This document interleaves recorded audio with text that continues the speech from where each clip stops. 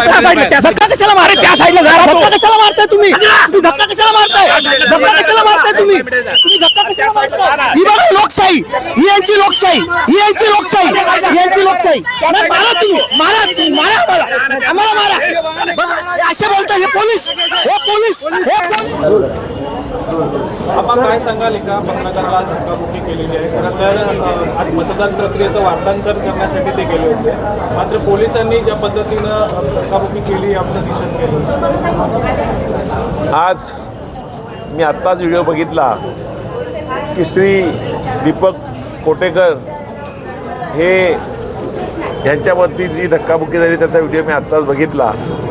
खरं मी तिथे जागेवर उपस्थित तो व्हिडिओ फक्त बघितला आहे. पण अशा प्रकारे जर झालं असेल तर चुकीचं आहे.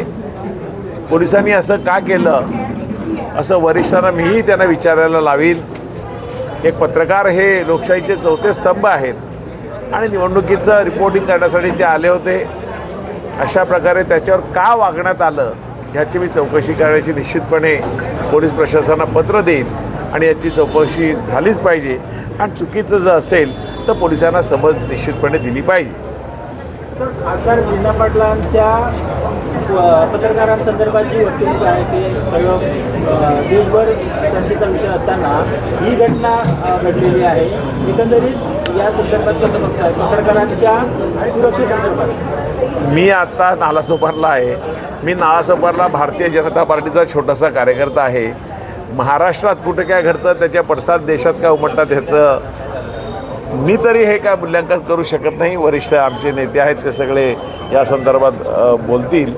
पण मी एवढंच सांगेन की कोटेकरावरती ज्या प्रकारे जो त्यांना ढकलण्यात आलं त्याची मी चौकशी निश्चितपणे करण्याची मागणी DCP यांच्याकडे निश्चितपणे करेन. पत्रकारांच्या सुरक्षेचा प्रश्न निर्माण झालेला आहे, त्यासाठी आपण काय प्रयत्न करणार आहोत? मी पुन्हा तेच सांगेन पत्रकाराच्या मी ह्या संदर्भात चौकशी करायला निश्चितपणे त्यांना आग्रह करीन.